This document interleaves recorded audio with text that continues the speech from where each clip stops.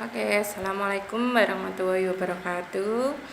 Kita lanjutkan kembali bahasan kita mengenai transformasi geometri. Kalau kemarin kita sudah belajar translasi, ya. Sekarang kita belajar refleksi, ya. Lanjutannya. Jadi tetap sama materi prasyaratnya, yaitu sistem koordinat, ya. Jadi kemarin kan transformasi dibagi 4, translasi atau pergeseran, refleksi atau pencerminan, rotasi atau perputaran, dan dilatasi atau perubahan ukuran. Nah, ini ya, sebelum masuk ke refleksi, apakah setiap hari kalian bercermin? Nah, ini ada anak yang sedang bercermin, ada monyet juga yang sedang bercermin, ya. Nah, pasti setiap hari kalian pasti tidak lepas dari aktivitas bercermin ini, ya. Kalau mau berangkat sekolah pasti bercermin. Nah, dari bagaimana, apa yang terjadi jika kalian menjauh atau mendekat ke cermin, ya? Gimana? Kalau kalian menjauh maka bayangannya juga menjauh, kalau mendekat bayangannya juga mendekat, ya. Nah, kenapa hal tersebut terjadi, ya? Nanti akan kita pelajari di sini. Jadi apa itu pencerminan? Jadi refleksi atau pencerminan adalah proses mencerminkan setiap titik bangun geometri itu terhadap garis tertentu yang dinamakan dengan sumbu cermin atau sumbu simetri, ya. Jadi pasti jarak dari cermin ke benda itu sama dengan jarak dari cermin ke bayangannya. Makanya kalau kalian mendekat, bayangan juga dekat, kalau kalian menjauh bayangannya juga jauh, ya. Nah, sama halnya dengan bayangan benda yang terbentuk pada sebuah cermin. Suatu objek yang mengalami refleksi akan mempunyai bayangan benda yang dihasilkan oleh suatu cermin, ya. Hasil dari refleksi pada bidang kartesius, ya, tergantung sumbu yang menjadi cerminnya. Refleksi tersebut akan memindahkan seluruh titik dengan memakai sifat pencerminan pada cermin datar.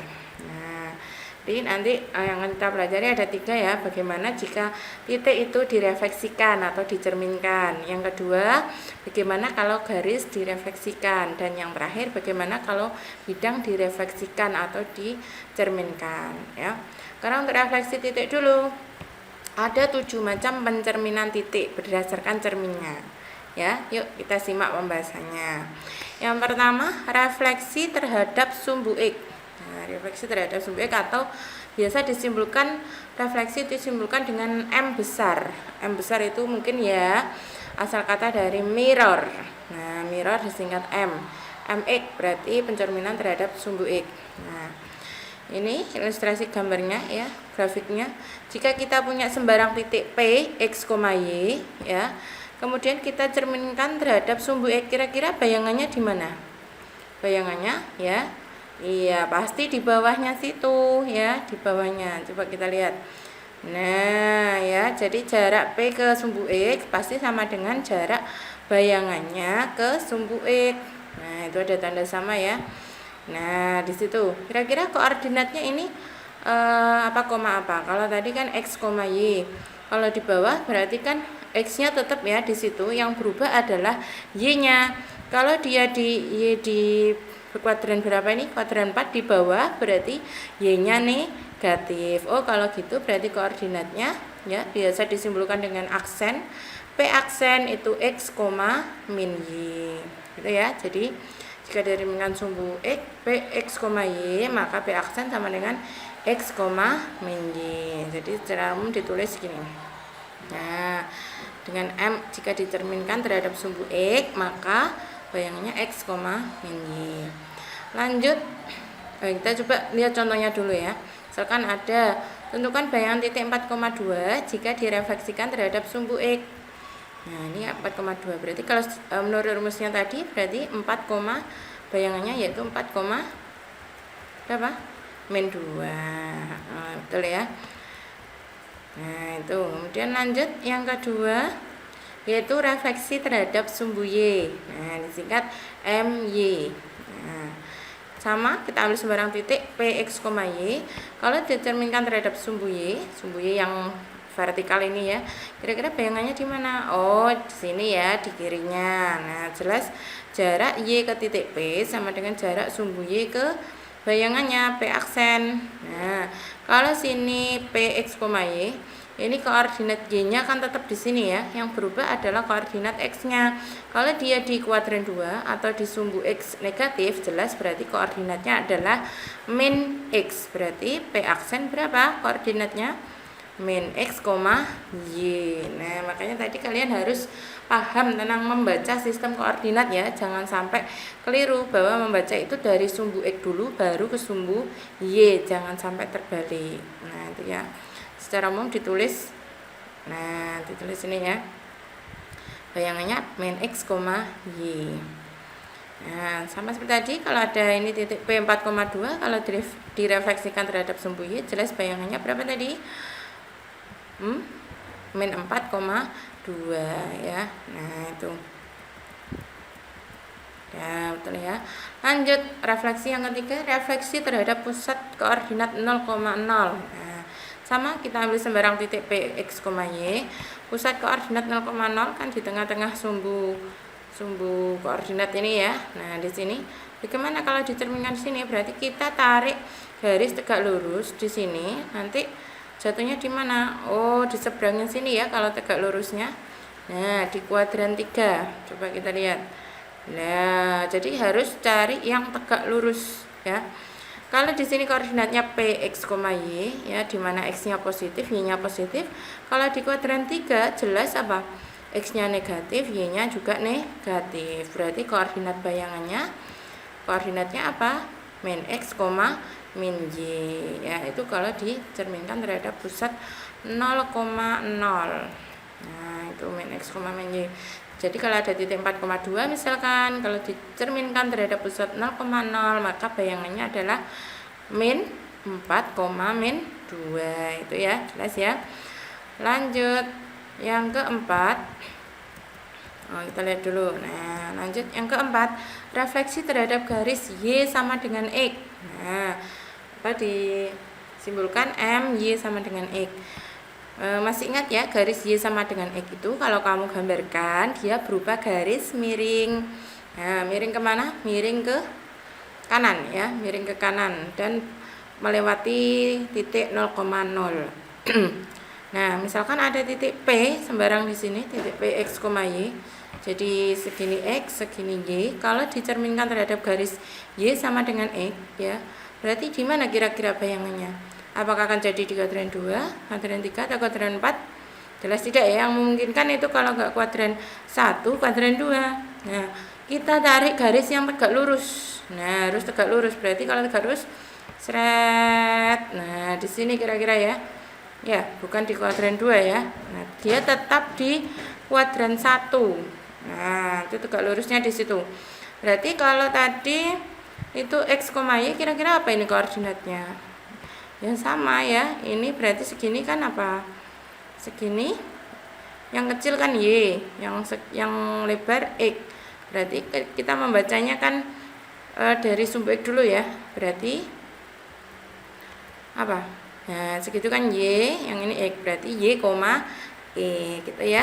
Jadi jika ada titik P, X, Y dicerminkan terhadap garis Y sama dengan X, maka bayangannya menjadi Y, X dibalik. Nah, itu ya.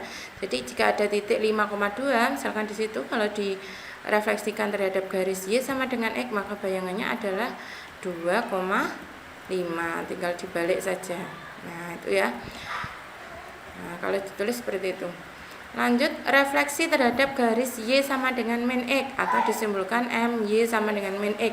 Kebalikannya, kalau garis Y sama dengan X tadi miring ke kanan, sekarang kalau Y sama dengan min X miring ke kiri. Nah, ini kalau ada titik P, X, Y sembarang di kuadran 1, maka bayangannya di mana? Ya, kita tarik garis yang tegak lurus di situ. Ya, oh di sini bayangannya ya. Nah, itu koordinatnya apa? Coba kita lihat. Kalau di situ yang kecil apa? Yang kecil Y ya. Berarti kalau di kuadran 2 berarti min Y. Nah, yang besar, yang lebar E, berarti kalau di kuadran 3 min X. Oh, berarti koordinatnya min Y, min X ya. Nah, hati-hati bahwa refleksi terhadap garis Y sama dengan min X seolah mirip dengan refleksi terhadap pusat koordinat. Nah, ya hati-hati jangan sampai keliru. Kalau pusat koordinat tadi kan ke sini, karena tegak lurusnya di situ. Tapi ini dia kalau kita cari tegak lurus di sini ya jatuhnya, bukan seperti kalau tidak melewati 0,0 ya. Jadi beda dengan yang tadi. Nah, ini ditulis seperti ini. Kemudian berarti jika ada titik P 5,2 direfleksikan terhadap garis Y sama dengan min X, berarti menjadi berapa koordinatnya? Dibalik dan nilainya negatif ya. Berarti min 2, min 5 ya. Nah, itu. Kemudian refleksi terhadap garis X sama dengan A. MX sama dengan A. Nah, misalkan ada titik P sembarang di situ X, Y koordinatnya. Nah, ini ada garis X sama dengan A. Kira-kira bayangannya di mana? Ya, pasti di seberang sana ya. Kita tarik garis yang tegak lurus ini. Nah, kira-kira kan di sini. Jadi jaraknya dengan cerminnya itu kan harus sama dengan jarak cermin ke bayangannya. Ya. Nah, jelas di situ. Nah, sekarang menjadi masalah berapa koordinatnya di situ. Nah, kita lihat saja ya. Segini, kalau itu adalah garis X sama dengan A, berarti segitu kan A dikurangi X. Karena segini X, segini A. Berarti kan A dikurangi X. Begitu juga dengan ini juga A dikurangi X. Ya. Maka X aksen kan berarti dari X terus ditambah A min X ditambah A min X. Kalau digabung kan X ditambah 2 kali A min X. Nah, atau kalau digabung lagi, disederhanakan lagi, X aksen sama dengan X ditambah 2A dikurangi 2X. Berarti 2A min X. Oh, kalau gitu berarti koordinat P aksen. Jadi Y-nya tetap ya, Y tetap Y karena tetap di situ Y-nya. Yang berubah adalah X-nya. X menjadi 2A min X ya. Nah, ini secara umum ditulis seperti ini. Nah, itu ya. Jadi jika ada titik, misalkan ada titik P 2,2, jika direfleksikan terhadap garis X sama dengan 5. Nah, berarti berapa? Yang berubah kan X-nya ya, tadi 2A min X. Nah, A-nya 5, berarti 2 kali 5 ya, 2 kali 5 10 dikurangi 2. Berarti berapa? 8. Berarti 8,2. Nah, coba kita lihat. Nah, ya 8. Nah, 8,2 ya, 2-nya tetap. Nah, seperti itu. Nah, itu. Lanjut, selanjutnya adalah refleksi terhadap garis Y sama dengan B atau disimbolkan M Y sama dengan B. Sama jika ada timbalan titik P X, Y, terus ada garis Y sama dengan B, itu adalah garis tidur ya, berarti. Nah, garis horizontal. Nah, sekarang di sini. Berarti bayangannya di mana? Berarti kan kita tarik ke atas tegak lurus ya. Nah, kira-kira di sini. Nah, koordinatnya apa di sini? Jelas X-nya yang tetap ya. Posisi Y-nya yang berubah. Nah, berubah sejauh berapa? Coba kita lihat. Nah, seperti tadi, ini berarti kan kalau itu B, berarti kan B min Y. Yang ini juga B min Y. Nah, berarti kan Y aksennya Y ditambah 2 kali B min Y. Karena B min Y ada 2. Kalau disederhanakan Y aksen sama dengan 2B min Y. Nah, berarti koordinatnya P aksen X, 2B min Y. X-nya tetap, B-nya yang berubah ya. Nah, jadi misalkan kalau ada titik P 2,2 direfleksikan terhadap garis Y sama dengan 4. Nanti kan X-nya yang tetap ya, berarti tetap 2. Berarti X Y-nya 2 kali 4 8 dikurangi 2 6 berarti ya. Nah, ini saya kira-kira berarti nanti hasilnya, hasil bayangannya 2,6. Nah, coba kita lihat ya. Nah, segitu 2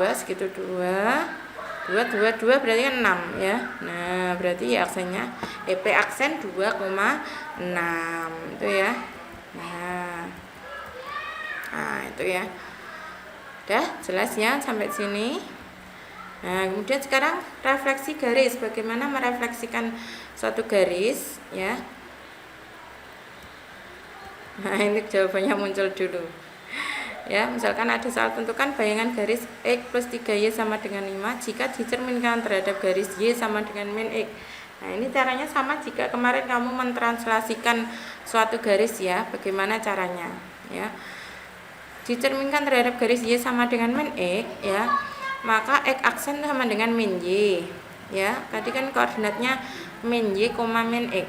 Berarti Y aksennya min X. Nah, ini harus kita rubah dulu menjadi Y sama dengan min X, dan Y aksen sama dengan min X berarti dirubah X sama dengan min Y aksen ya. Jadi kita rubah menjadi Y sama dengan dan X sama dengan. Kemudian ini kita substitusikan ke persamaan garisnya. Nah, persamaan garis awalnya ini. Jadi kan ada dalam aksen ya. Jadi X menjadi min Y aksen, yang Y menjadi min X aksen. Tapi nanti setelah disubstitusikan, hasil akhirnya aksennya itu dihilangkan, dibuang lagi. Jadi persamaan bayangannya menjadi min Y min 3X sama dengan 5, atau bisa juga ditulis Y plus 3X sama dengan min 5. Ini kan kalau dikali min 1 semua ya, maka yang plus jadi min, yang min jadi plus. Nah, itu ya. Contoh 2 sama, ini jika ada kurva parabola itu Y sama dengan 5X kuadrat min 2X plus 11, kalau direfleksi terhadap sumbu X, nah, maka kan X aksennya sama dengan X. Terhadap sumbu X tadi kan menjadi X, min Y ya. Nah, ini ya, X, min Y. Nah, ini kita rubah X aksen sama dengan X, maka X-nya sama dengan X aksen. Nah, kalau yang ini Y-nya sama dengan min Y aksen ya.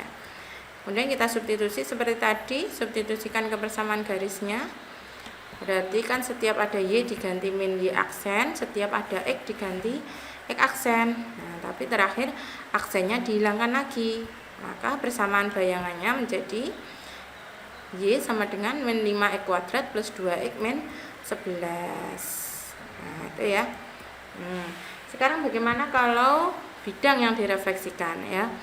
Kalau bidang yang direfleksikan gampang saja, bidang itu kan mempunyai titik-titik sudut ya, maka cukup titik-titik sudutnya yang direfleksikan. Selanjutnya titik-titik hasil refleksi tadi dihubungkan kembali, maka akan menjadi bidang hasil refleksinya gitu ya, kalau ada bidang yang direfleksikan. Nah, sekarang ini ada latihan, yuk kita latihan mencerminkan titik berikut dengan cepat. Nah, titik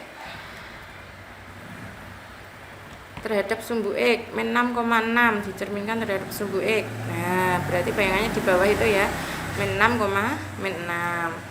Terus 7, min 6 bayangannya berarti di atasnya 7,6.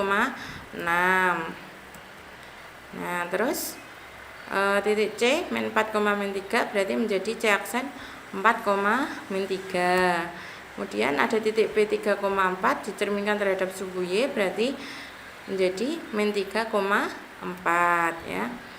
Karena ada garis Y sama dengan X seperti tadi. Sekarang titik 6, min 6 ini kalau direfleksikan berarti kan di seberang. Nah, itu bayangannya ya. Terus ada garis Y sama dengan min X. Nah, titik B bayangannya di C. Demikian juga C bayangannya di B itu ya. Kalau titiknya 0,0, pencerminan terhadap titik 0,0. Nah, itu ya bayangannya. Titik D 7, min 6, hasil refleksinya min 7,6. Ini terhadap garis X sama dengan 2. Nah, ada titik C min 4, min 3, hasil bayangannya 8, min 3. Sekarang garis Y sama dengan 2, ini ada garis tidur. Maka titik B 3,4 bayangannya ini B aksen 3,0. Nah, sudah ya, saya rasa cukup untuk pembahasan refleksi. Silahkan bisa dipelajari lagi dan dikerjakan latihannya di UK 2 LKS. Terima kasih. Assalamualaikum warahmatullahi wabarakatuh.